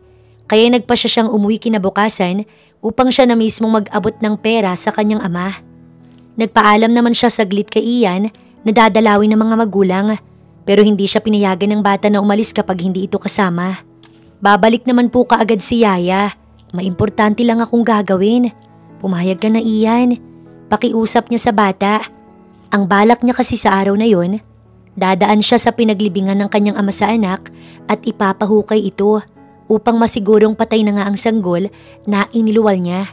Malakas kasi talaga ang kanyang kutob na buhay ang anak niya. Sa pagpupumilit ni Ian na sumama, ay siya'y napilitan. Tumawag siya kay Aldwin upang ipagpaalam ang bata na isasama saglit sa kanila. Pumayag naman ang lalaki at sinabing magpahatid sila kay Bart. Kaya naman nag-prepare na silang dalawa para umalis na. Pagdating niya sa bahay, saktong may panauhin ng kanyang ama at nag-uusap-usap ang mga ito sa sala. Nandoon din si Archie sa tabi ni Papa, napapagitnaan ng mag-asawa. Ang bisita naman ng ama ay mag-asawa kasama ang dalagang anak. Pagpasok niya sa loob, nagulat ang mga ito't napatingin sa kasama niyang bata bago napasulyap sa kanya. Pa, anong ibig sabihin nito? Sino sila? Tukoy niya sa mga bisita nito. Matagal na hindi umimik ang kanyang amang tinanong. Nakatangulang ito't takot magsalita. Magulang kami ni Che na binuntis ng lalaking ito ang anak ko. Sinira ang magandang kinabukasan. Kaya mamili siya. Kung hindi niya pananagutan ang anak namin, ipakukulong namin siya. Sumagot ang ginang na nakaupo sa kabilang side ng sofa na galit na galit. Nanlaki ang kanyang mga mata na napatingin kay Archie. High school pa lang ito'y minabuntis na. Kaya pala kailangan ng papa niya ng pera dahil nakadisgrasyang magaling nitong anak na mataas kuno ang pangarap. Sa halip na magtagal, nagpaalam kaagad siya sa mga naroon at tumalikod. Wala siyang rason para manatili ng matagal sa bahay na iyon. Tsak natitira sa kanilang babae at sinong inaasahan ng mga itong bubuhay sa pamilya ni Archie. Pagod na siyang saluhin ng pangalawang pamilya ng kanyang ama. Anak, sandali lang. Habol sa kanya ng ama. Nasa labasan na siya, hawak sa kamay si Ian. Pinigilan siya ng ama na nagmamakaawa. Matitiis mo ba ang kapatid mo? Anak, alam mo namang wala akong trabaho. Wala akong ibang maaasahan. Malungkot na saad ng kanyang ama. Gano'n na ba katagal siyang nagtitiis? Pa, hanggang kailan ako magsasakripisyo para sa inyo? May sarili din naman akong buhay. Masama ang loob niyang wika. Bakit ganun? Kahit kailan, hindi niya naramdaman na pinahalagahan siya nito. Ilang taon na ba siyang nagsasakripisyo sa mga ito? Napakatagal na. Kinalimutan niya na ang sarili niya. Nagkakaedad na siya pero niwalang ipon dahil kumakayod pa rin para sa pamilya. Sana may konsiderasyon din ito. Isipin na may sarili siyang buhay. Tumalikod siya at iniwan ng ama na hindi na pinakinggan pa ang mga sinasabi nito. Gusto niyang matuto ang kanyang ama at wag umasa sa kanya. Yaya, huwag ka nang malungkot. Naawang hinaplos ni Ian ang mukha niya. Nasa loob na sila noon ng kotse. Niyakap niya ang bata bago inutusan si Bart na umalis na. Dumiretso na sila pa uwi at ipagpapaliban na lang ang pagpapahukay sa libingan ng anak niya. Tila sumama ang pakiramdam niya sa pag-uwi niya kanina. Halos kadarating niya lang sa bahay nang tumawag si Archie sa kanyang cellphone. Ate, si Papa. Sinugod namin sa hospital. Bigla na lang siyang natumba kanina. Umiiyak ang boses nito sa kabilang linya. Nagulat siya. Nakakapagtaka. Malakas naman ang kanyang ama kanina. Anong nangyari kay Papa? Papunta kami ng hospital, ate. Sumunod ka na lang. Matapos sabihin ng lugar, madali siyang nagpaalam kay Manang. Hindi niya na napuntahan ng alaga sa kwarto. Natitiyak niyang sasama na naman ang bata. Nagmadali na siyang umalis sa kayang taxi. Sa hospital, nadatnan niyang umiiyak ang madrasta. Galit itong siya'y sinugod. Isinisisi nito sa kanya kung bakit inatake sa puso ang kanyang ama. Inatake sa puso? May sakit sa puso ang kanyang ama? Bigla siyang nanghina sa narinig nang nagmamadali niyang gustong puntahan ng doktor upang alamin ang sakit ng kanyang ama. Pero pinagtabuyan na siya ng madrasta at sinabing umalis na siya at hindi na siya kailangan ng kanyang ama. Ipinagtulakan siya nito palabas. Wag na wag ka nang magpapakita pa sa amin, Rachel, kahit kailan. Sisihin mo yung sarili mo sakaling may masamang mangyari sa ama mo dahil ikaw may kasalanan.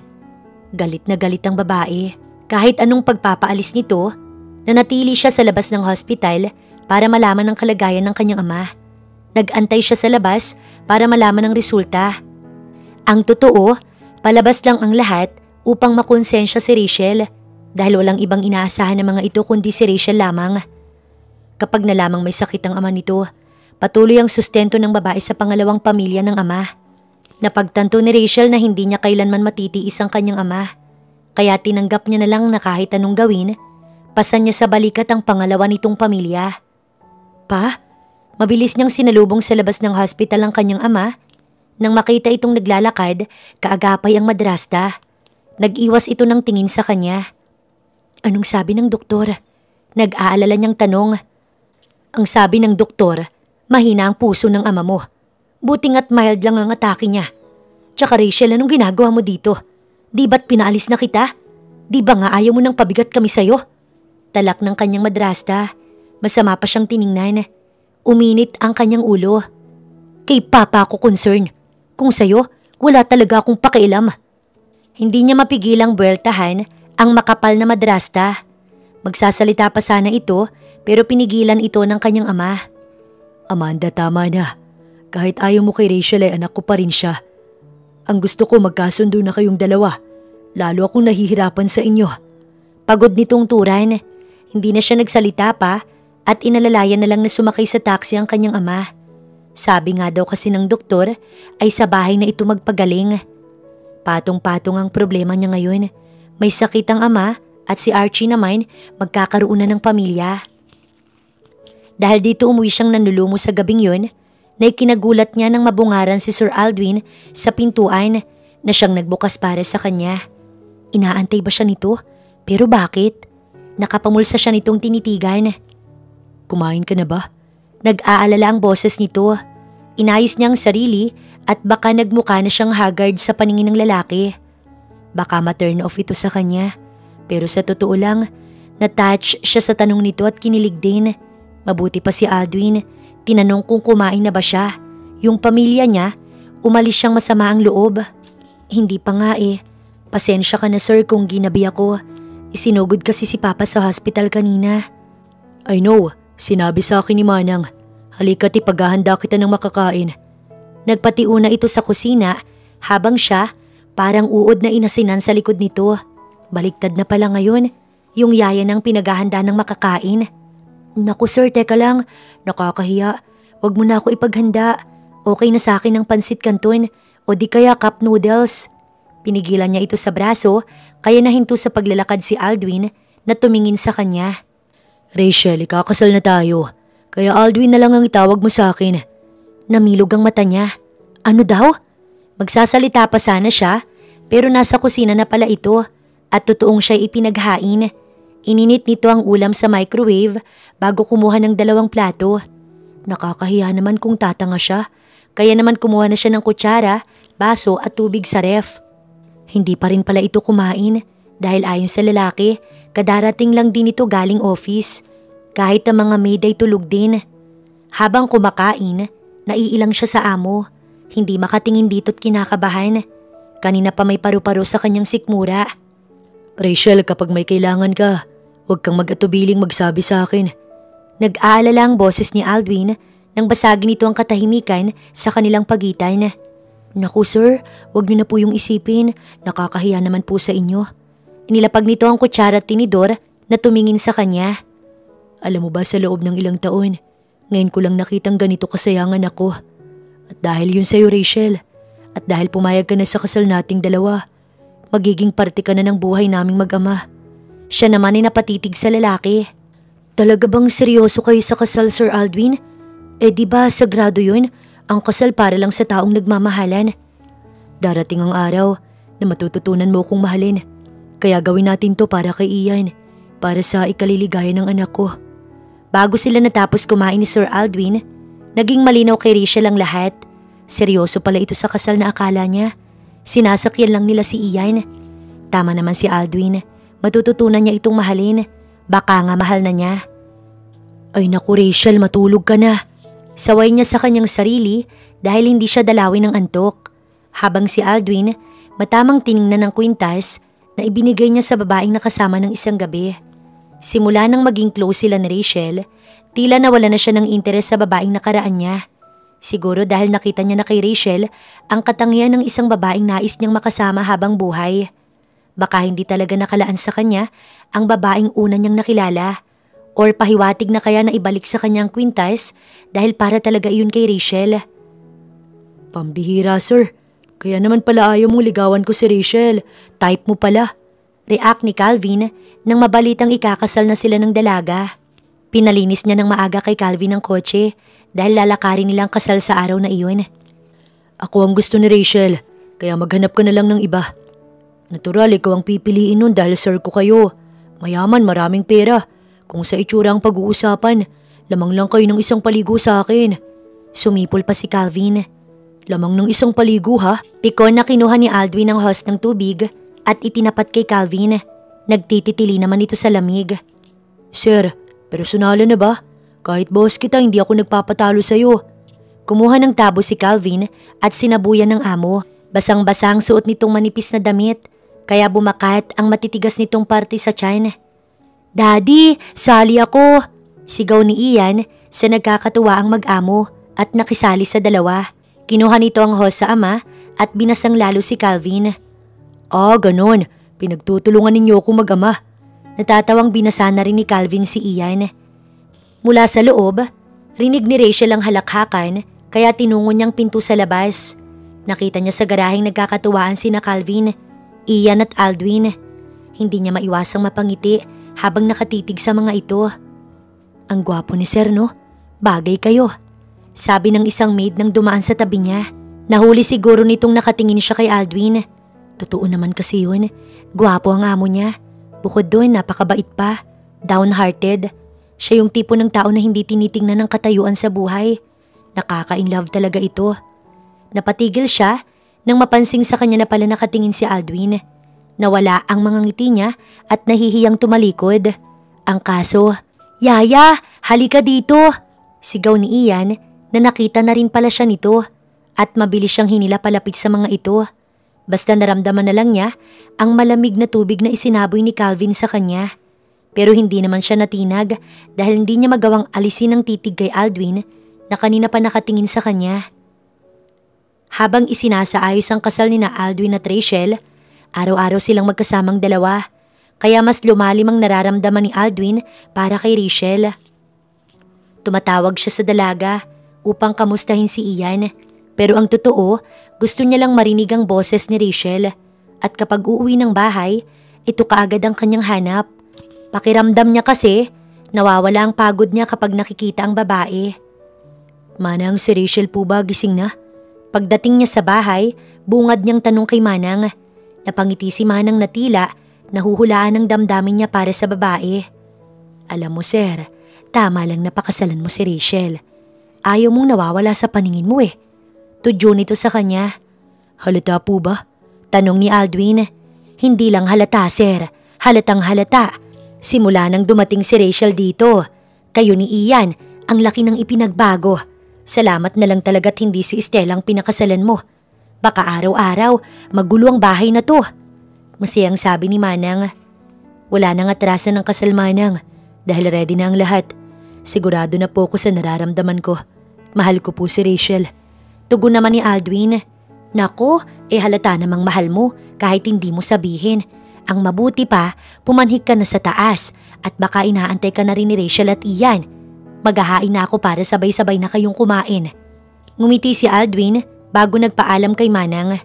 Tumuloy muna siya sa kanyang silid. Naligot nagbihis bago tiningnan ng kwintas na nakadisplay sa loob ng kanyang silid. 2 araw na lang at ikakasal na sila ni Rachel. Pero hanggang ngayon, Hindi pa niya naibibigay ang kwintas. Kaya naman ngayong gabi, kasabay niyang ipagtatapat ang kanyang nararamdaman para sa babae. Saglit na itinago muna ang kwintas. "Hi Daddy! Good evening!" Mabilis na tumakbo palapit sa kanya si Ian pagpasok niya sa kwarto ng anak. Magkatabi sa kama ang dalawa at abala si Ian sa ginagawa nitong drawing. Pero iniwan nito iyon pagkakita sa kanya. Mabilis niyang kinarga ang anak at hinagkan sa pisngi. Si Ian naman ay ganoon din ang ginawa sa kanya. Nakangiti lang na nakamasid sa kanila si Rachel. "Daddy, kiss mo rin po si Yaya para hindi na po siya magtampo." Nang malingunan ni Ian si Rachel na nakamasid sa dalawa, ay wika ng bata. Napaangat naman ang paningin ni Rachel, diretso kay Aldwin. Inaalam kung anong magiging reaksyon nito. Hilaw na napangiti ang lalaki sa anak. "Iyan anak, baka magalit si Yaya. Hindi pa kami kasal. Itanong mo muna kung pwedeng mag-kiss si Daddy." Nananadyang tanong ni Aldwin. Gusto niya yung ideya ni Ian na mag-kiss kay Rachel. 2 araw na lang naman ikakasal na sila. At pagkatapos noon, higit pa sa halik ang gagawin niya sa babae. Baka pwede na siyang mag-advance ng kiss.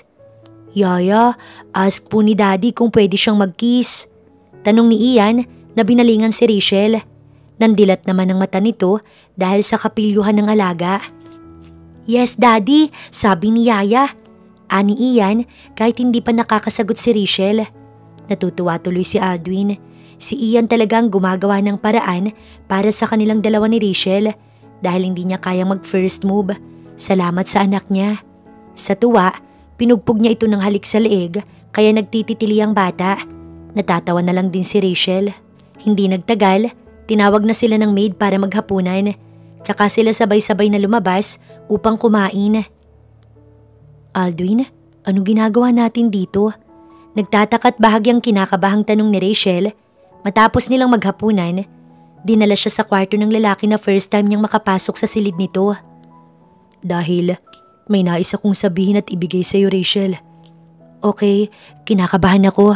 Anas niya at baka gustong umatras ni Aldwin sa kasal. Baka nagbago ng isip nito, hindi niya tuloy alam ang sasabihin sa lalaki. Alam niyang masasaktan siya kapag nangyari yun. Hinawakan ni Aldwin ang kamay niya at iyon ay hinagkan, kaya napakurap siya. Natitigilan, napapalunok, naghahalo ang kanyang nararamdaman. "Aldwin, anong ibig sabihin sa halik na yun?" "Mahal kita, Rachel." Hindi na pinatagal ni Aldwin ang pag-amin sa nararamdaman para sa dalaga. Hindi niya na kaya pang itago. Nagningning na parang bituin ang mga mata ni Rachel sa narinig. Umalo ng puso niya sa tuwa. Hindi nagtagal, nag-init ang mga mata niyang naiiyak na. Hindi siya makasagot. Binitiwan ni Aldwin ang kamay niya at may kung anong kinuha sa loob ng drawer. Pinapikit pa muna siya nito habang sinusuot ang kwintas sa kanyang leeg. Sabi nito mula pa iyon sa sariling ina na nagsasabing ibigay iyon sa babaeng nais nitong makasama habang buhay at magdadala iyon ng swerte. At dahil nasisiguro na ni Aldwin na mahal siya nito, kaya naman sa kanya iyon ibinigay. Habang naririnig iyon sa lalaki, sobrang saya naman ang kanyang nararamdaman. Hindi niya akalaing matutugunan nito ang kanyang pagmamahal. "And now Rachel, you can open your eyes." Mando nito sa kanya. Nasa harap siya ng salamin ngayon. "It's beautiful. Sana magustuhan mo, Rachel." Puno ng paghangang nakatingin ito sa kanya. Nakangiti pa siyang napatitig sa kwintas. Pero napalis ang mga ngiti niya nang makita iyon sa kanyang leeg. Mabilis niyang nahawakan ng pendant at pinakabusisi. Nagtataka siyang napatingin kay Aldwin. "May problema ba?" Nagtaka naman ito sa kilos niya. "Aldwin, hindi ako maaaring magkamali.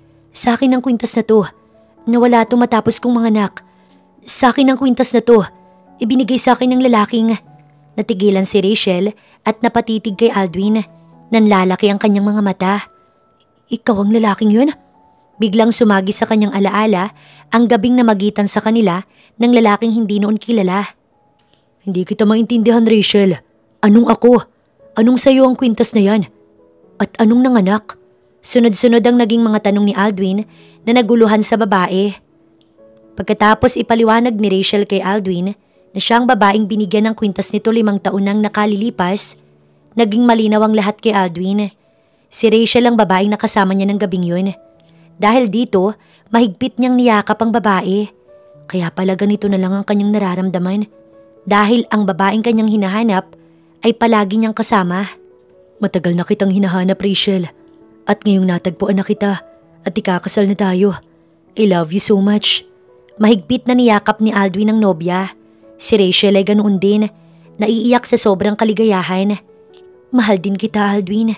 Sabi nito habang yakap ang lalaki.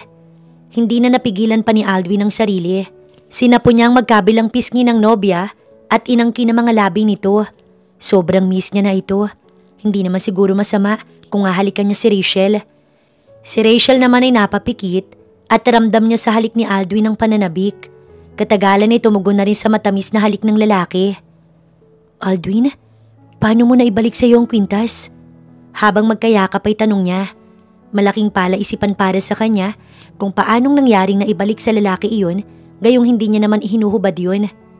Ikinwento naman ni Aldwin mula simula kung paano siya nito ipinahanap at umasang sa pamamagitan ng bagay na yun matatagpuan siya ng lalaki. Pero nabigo si Aldwin. Tanging kwintas lang ang naibalik rito na tinubos pa ng 500,000 piso dahil ibinenta iyon ng isang ginang sa babaeng nagngangalang Tricia. Kung bakit ay biglang sumagi sa kanyang isipan ang madrasta niyang mukhang pera. Malaki ang kanyang hinala na ito ang nagbenta ng kwintas. Humanda ito sa kanya bukas. Alam mo bang, buntis na ako, Aldwin. Nagbungang namagitan sa ating dalawa pero patay siya ng iluwal ko. May anak na sana tayo. Nasasaktan siyang tumingin sa nagulat na lalaki. Nanlumo ito sa narinig. I'm sorry. Hindi kita naalagaan nung nagbubuntis ka. Kasalanan ko. Dalhin mo ko sa anak natin. Gusto kong humingi ng tawad sa kanya, Rachel. Tila maiiyak si Aldwin. Tumango naman siya. Sa gabing yun, magkatabi silang natulog at magkayakap. Kinabukasan, dinala niya si Aldwin sa pinaglibingan ng kanyang ama sa anak nila. May dala silang bulaklak na alay para rito. Nagsindi sila ng kandila at umusal ng panalangin. Sobrang lungkot nang nakikita niyang reaksyon sa mukha ng lalaki. Ilang minutong nanatili sila sa libingan bago sila bumalik sa kotse. Sinabi niyang wag na nitong ihatid at magtataksi na lamang dahil dadaan siya sa kanila. Magtutuo sila ng kanyang madrasta. Paaaminin niyang ito ang nagbenta ng kwintas. Pumayag naman si Aldwin. Niyakap siya nito bago sila naghiwalay at hinagkan sa labi. Napatingin naman sa kanilang naiinggit na si Calvin. Pagdating sa bahay, sa labas pa lang ay naririnig niyang nakikipagtalo ang madrasta sa kanyang ama. Aba Delphine, wag mo kong susumbatan. Kung hindi dahil sa akin, wala kang ngayon sa kinalalagyan mo.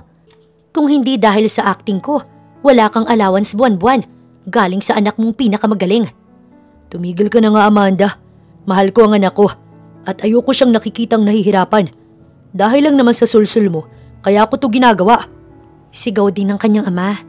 Hindi malinaw sa kanya kung anong pinagtatalunan ng dalawa. Pero sa boses ng kanyang ama, mukhang wala naman itong sakit. Malakas makipagsigawan sa kanyang madrasta. Dahil sa sakit nito, nag-iwan siya noon ng 20,000 para sa mga gamot ng kanyang ama. Dahil nga may maintenance daw ito. Oo na, mahal mo. Kaya nga tawagan mo na at manghingi ka ng pera. Masakit tong katawan ko. Pupunta ako ng salon para magpamasahe. Mando ng kanyang madrasta. Na naman? Kahapon lang nagpalinis ka ng mga kuko mo. Ngayon naman magpapamasahe. Baka makahalata na si Rachel na wala naman talaga akong sakit. Tigilan na natin to. Nakukonsensyang saad ng kanyang ama. Ano? Ngayon ka pa makukonsensya sa laki ng kasalanang ginawa mo sa kanya? Naku, itatakwil ka na nun. Saka tumawa ang kanyang madrasta. Napasandal siya sa hamba ng pinto sa narinig mula sa madrasta. Tama nga ang kanyang hinala. Walang sakit ang kanyang ama. Pero na-curious siya sa tinutukoy nitong mas malaking kasalanan na ginawa nito sa kanya. O ate, bakit hindi ka pumasok? Mula sa likuran niyang boses ni Archie, kasama nito ang buntis na nobya. Napalingon naman sa gawin niyang kanyang ama, kaya namutla ito maging ang kanyang madrasta. Kanina ka pa ba dyan? Tanong ng babae. Halika, pasok ka anak. Nang makabawi sa pagkagulat ay saad ng kanyang ama. Mabuti naman at nandito ka ate. Napag-usapan kasi namin kagabi ni na mama at papa na magpakasal kami ni Che kahit sa West muna. Kaso'y wala kaming pera. Baka naman pwede mong sagutin muna. Ipagpapatuloy ko rin ang pag-aaral ko kahit nabuntis si Che. Babawi ako ate kapag nakagraduate na ako at nakapagtrabaho. Pangako ate. Ani Archie, hindi pa man siya nakakaupo. Katahimikan ang namagitan sa lahat. Nagkatinginan na mag-asawa. Nagtataka naman si Archie na sinulya pa ng kanyang ama. Pa, may nangyari po ba? Tanong nito sa sobrang katahimikan. Inaantay niya din na linawin ng kanyang ama ang narinig niya kanina. Anak, bakit ka nga pala nandito? Baling nito sa kanya. Gusto ko lang tanungin si tita kung bakit niya binenta ang kwintas ko ng 500,000 piso. Sabay baling sa ginang. Madiin at galit niyang tanong mismo sa babae. Tsaka ito napatingin sa may leeg niya. Doon nakita nito ang kwintas na nakasuot sa kanya. Gulat na gulat ito at tinakasan na muli ng kulay sa muka. Bakit hindi kayo makasagot? Anong karapatan ninyong pakailaman ng gamit ko, ha tita? Sigaw niya ng malakas na puno ng galit. Nang makabawi si Amanda sa gulat, nagalit din ito kay Rachel. Aba Rachel, ang kapal naman yata ng mukha mo para pagsalitaan ako ng ganyan. Pasalamat ka na lang din at naisipan kong ibenta ang kwintas mo. Dahil kung hindi, paano palang mga bayarin mo sa hospital, aber? Malakas din itong sigaw sa kanya na tila ba siya pa itong may malaking kasalanan na para bang utang na loob pa niyang naisip nito. Wala akong pakialam sa mga rason mo. Simula nang dumating ka sa buhay namin ni Papa, naging pabigat ka na sa amin. Wala kayong ibang inintindi kundi pera. Hindi mo alam ang halaga ng kwintas na to sa buhay ko. Saad niyang hinihingal sa inis. Ano pa bang ipinagpuputok ng butsi mo? Naibalik na sa'yo ang kwintas. Ang isipin mo ngayon, ang kasalukuyang nangyayari. Katulad niyan, ikakasal ang kapatid mo. At itong ama mo, may sakit. Tama na tita.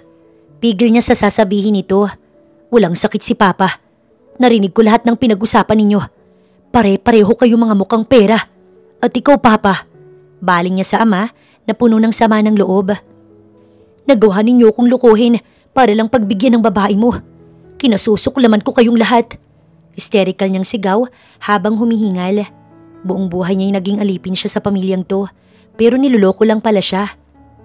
Naumid ang kanyang tiyahin, napalunok ang kanyang ama. Si Archie at ang nobya nito, tulad at parehong walang alam sa nangyari. Simula sa araw na to, wala na tayong pakialam sa isa't isa. Kalilimutan ko kayong lahat.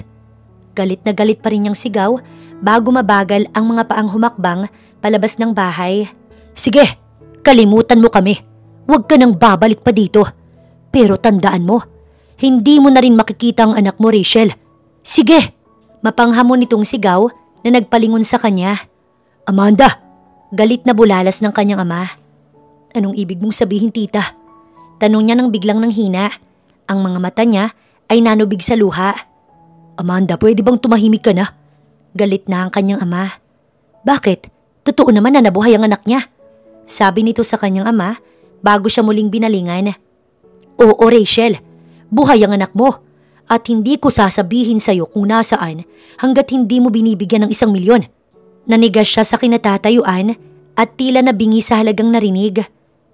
1 milyon? Napatingin siya sa ama. Pa, paano nangyari to? Sabihin niyo sa akin na patay na ang anak ko.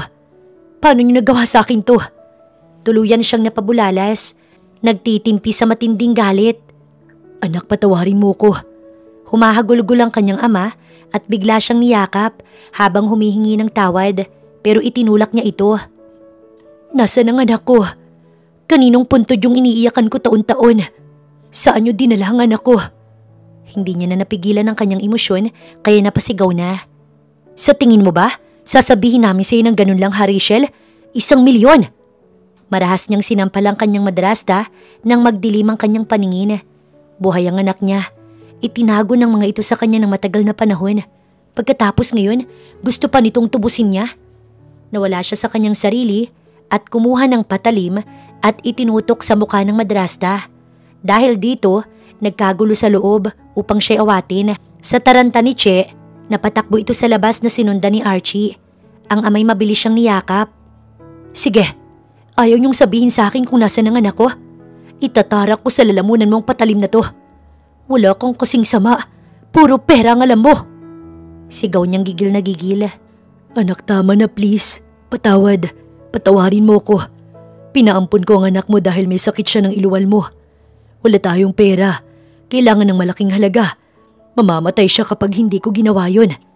Napaluhod sa kanyang harapan ng kanyang ama at nagmamakaawa na kanyang patawarin. Umiyak siya ng umiyak dahil sa pighati at pangungulila sa anak sa mahabang panahon na akala niya wala na ito. Ganoon man, naroon ang pag-asang balang araw, makita't mayakap niya ang anak niya. Ibinuhos niya ang kanyang luha at umiyak na parang namatayan.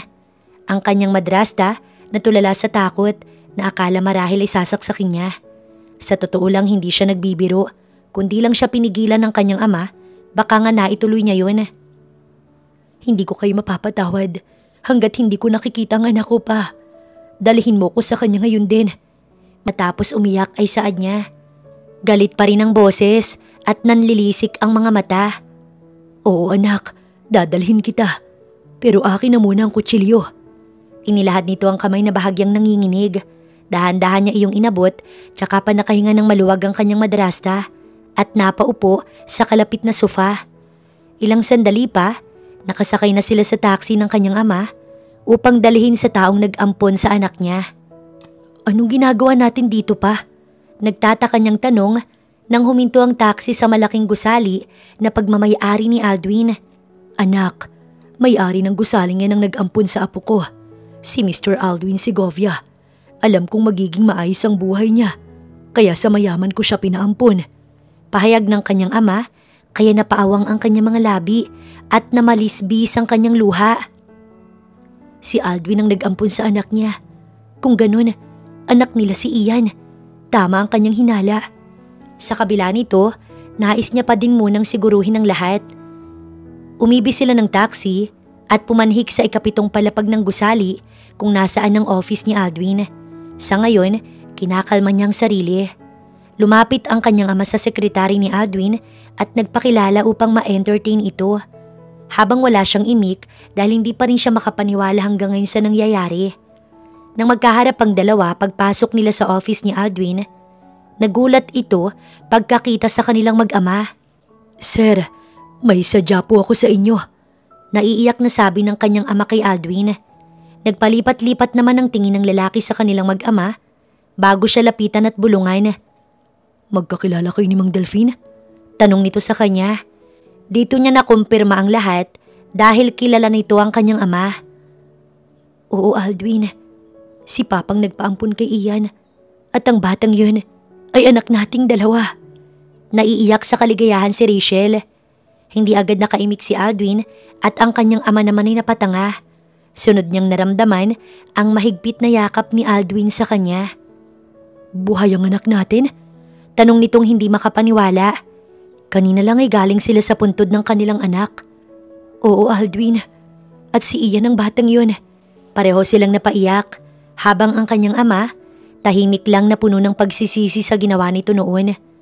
Sino bang magsasabing inihatid ng kanyang ama ang bata sa sarili nitong ama? Salamat dahil kay Aldwin ito iyon pinaampon. Pagkatapos ng kanilang iyakan, nagpasya silang umuwi ng bahay para makita ang kanilang anak. Ang kanyang ama naman, ipinahatid nito kay Calvin pa uwi. Daddy, Yaya, bakit po? Takang tanong ng bata pagdating nila ni Aldwin nang pareho nila itong yakapin ng mahigpit habang umiiyak. Anak, ako ang mami mo. Ang tunay mong mami. Sorry anak, hindi ko alam na anak kita, sorry. Umiiyak na saad ni Rachel kay Ian. Naguguluhan man, yumakap na lang din ng bata. Nais din naman itong maging mami si Rachel, kaya magandang pagkakataon yun. Bagaman kasama ni Rachel araw-araw si Ian na kanyang anak, tila ba miss na miss pa rin ito ng sobra.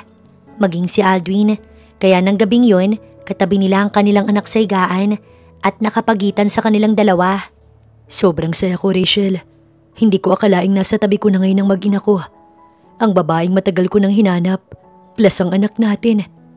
Gabi na yon at tulog na ang kanilang anak. Yakap nito si Ian pero nakahawak ito sa kanyang kamay at madalas dalihin sa labi upang hagkan. Nang dahil kay Aldwin, nawala lahat ng galit at hinanakit niya sa mga taong may kagagawan kung bakit nawalay sa kanyang anak niya. Magkakasama na sila ngayon at wala nang makakapagpahiwalay sa kanilang tatlo.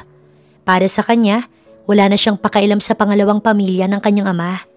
Ngayon ay may sarili na rin siyang pamilya na siyang pagtutuunan niya ng pansin. Tapos na ang pagsasakripisyo niya para sa pamilya ng ama. Panahon na lang makakapagsabi kung kailan niya maibibigay ang kapatawaran sa mga ito dahil hindi niya iyon maibibigay sa ngayon. Gusto niyang pagsisihan ng mga ito ang nagawang kasalanan sa kanya. Ang importante ngayon kay Rachel, kasama na niya ang kanyang mag-ama. Successful ang masayang kasal ni na Aldwin at Rachel na mas pinakamasaya at ingrande. Pagkatapos ng selebrasyon ay sa isang hotel sila tumuloy mag-asawa kasama ang kanilang nag-iisang anak na si Ian. Hindi niya pinadalahan ng imbitasyon ang kanyang ama at ang pamilya nito dahil masama pa rin ang kanyang loob, lalo na sa madrasta. Hindi niya pa rin naibibigay ang kanyang kapatawaran sa mga ito kahit na humingi ng tawad ang kanyang ama. Pero ang madrasta na hindi man lang nakonsensya, never niyang mapapatawad. Happy? Mainit na yakap mula sa kanyang likuran ang naramdaman ni Rachel. Nasa honeymoon na silang mag-asawa kinabukasan pagkatapos ng masaya nilang kasal. Nasa terrace siya ng hotel na kanilang kinaroroonan at ini-enjoy ang masarap na hangin at magandang view. Sobrang happy, Aldwin. Ito na ang pinakamasayang nangyari sa buhay ko. Ang makasama kayo ni Ian. Pahayag niya. Medyo emotional. Humarap siya sa asawa at yumakap dito. Ngumiti si Aldwin at makailang beses na hinaplos ang kanyang braso. I love you, Rachel. Anas ni Aldwin na may kasamang patak ng halik sa labi. Thank you so much, Aldwin, sa lahat-lahat. Sa pagmamahal mo. I love you too. Seryosong saad niya at ngumiti. Ngumiti din ito at siya'y niyakap. Nagpasalamat ang kanyang asawa na natagpuan siya, na itinuro ito ng sariling puso upang piliin niya. Dahil ayon kay Aldwin, sa mga oras na iyon, ito na ang pinakamasayang tao sa mundo. Tulad niya rin na wala nang mahihiling sa ngayon. Pagkatapos noon, dinala na siya nito sa silid at pinagsaluhan nilang dalawa ang kanilang pagmamahalan. Pinagbigyan nilang dalawa ang kanilang nasabik na puso. Hindi siya halos pinatulog ng asawa dahil binawi nila ang mga taong nagkalayo silang dalawa. Kaya naman, tanghali na siyang nagising kinabukasan. Wala na ang asawa niya sa tabi. Bumangon si Rachel at tinungo ang banyo. Tsaka niya lang na-realize na dahil sa pagod kagabi, nakatulog na siya at si Aldwin ang nagbihis sa kanya. Good morning, Mommy. Paglabas niya ng banyo, bihis na siya at nasa kwarto na ang kanyang mag-ama. Breakfast is ready, sweetie. Nakangiting sabi ng kanyang asawa. Masaya siyang lumapit sa mga ito at parehong kinintala ng halik. Si Ian sa pisngi at ang asawa naman ay sa labi. Mukhang nabitin sa kiss dahil inabol pa nito ang labi niya at matagal siyang hinalikan habang ang kamay nito nakatakip sa mata ng anak niya. Hagik-gik tuloy ng anak nila ang kanyang narinig. Ikaw talaga, nakikita ka ng anak natin. Gigil niya itong kinurot ng pino pero tawa lang ang sinagot nito. Matapos nilang mag-almusal, lumabas sila ng hotel para mamasyal. Dito sa lugar na ito bubuo sila ng masayang alaala na hindi nila makakalimutan hanggang sa kanilang pagtanda. Lumipas ang 3 taon na wala na siyang naging balita sa kanyang ama. Hindi niya na rin kasi dinadalaw sa bahay. Sa ngayon ay 2 na ang anak nila ni Aldwin at 1 taon pa lang ang bunso nilang si Aika. Isang araw, nagkita sila ni Aling Tere na kapitbahay ng kanyang ama. At ibinalita nitong hiwalay na ang kanyang ama at si Amanda. Iniwan daw ito dahil walang pera at trabaho ang kanyang ama. Kaya nag-iisa na lang ito sa buhay. Kaya nakapagdesisyon siyang dalawin ng ama kinahapunan pagdating ng asawa mula sa trabaho. Gusto niya lang kamustahin ang kanyang ama. Kung tutuusin, pwede naman niya itong tiisin pero hindi niya maatim na habang masarap ang buhay niya sa piling ng kanyang asawa, ang ama naman niya, nag-iisa at malungkot. Mommy, saan po tayo pupunta? Excited na tanong ni Ian sa kanya habang pasakay sila sa kotse. Karga si Aika. Ito naman ay hawak ng ama. Dadalawin natin si Lolo. Okay, Mommy. Nakangiting sagot ng anak niya. Pumwesto na si Ian sa backseat habang si Calvin at Aldwin ay saglit na nag-usap. Si Aldwin na lang ang nag-drive dahil may lakad ang driver nilang si Calvin. Pagdating nila sa bahay ng ama, ay wala ito doon. Nalaman niyang nagtatrabaho na pala ito sa kalapit na vulcanizing para kumita ng pera. Tumuloy na muna sila sa loob at doon na lang iintay ng kanilang papa. Ibinaba nila sa kotse ang pinamili at nag-prepare siya ng hapunan para dito na sila kumain lahat. Si Aldwin na munang bantay sa 1 taon nilang bunso. Katuwang nito ang anak nilang panganay sa pagbabantay. 6:00 pasado, nang dumating ang ama niya, saktong siya'y nakaluto na. Nagulat ito pagkakita sa kanila ni Aldwin. Nang napatingin kay Ian at sa kanyang bunso, ay naluha ito. "Hello, Lolo!" Binati ng bata ang abuelo nito at saka nagmano. Si Aldwin, agad binati ang kanyang ama. Siya ay yumakap. Na-miss niya ito sa tagal ng panahon na hindi sila nagkita. Laking tuwa pa nga niya na umalis na ang kanyang madrasta. Mabait naman talaga ang kanyang papa, na brainwash lang ng babae. "Anak, salamat at napadalaw ka." Emosyonal nitong sabi sa kanya. Nalaman niya mula sa ama na kaya ito iniwan ni Amanda dahil wala daw itong trabaho at pera at hindi kayang tustusan ng kanyang ama ang luho ni Amanda. Hindi naman ang sinabi sa kanya ni Aling Terry kaya hindi na siya kumibo pa. Gusto sanang magpaiwan ni Archie pero nagalit ang babae kaya sumama na lang ang anak ng dalawa. Napatunayan niya na lang na wala talagang kwenta ang babaeng yun, mukhang pera. Bago sila umuwi, nag-iwan siya ng pera sa ama para allowance nito. Nahiya pang tanggapin ng amang naturang pera. Total naman daw ay may trabaho na ito. Nangangahulugan lang yun na napatawad niya na ang kanyang ama sa mga nagawa nitong kasalanan sa kanya. Total okay naman na ang lahat, buo at masaya na sila. At dito nagtatapos ang kwento ni na Aldwin at Rachel. Isang patunay na silang dalawang itinadhana dahil sa tagal ng panahong nagkalayo, ngunit muling pinagtagpo.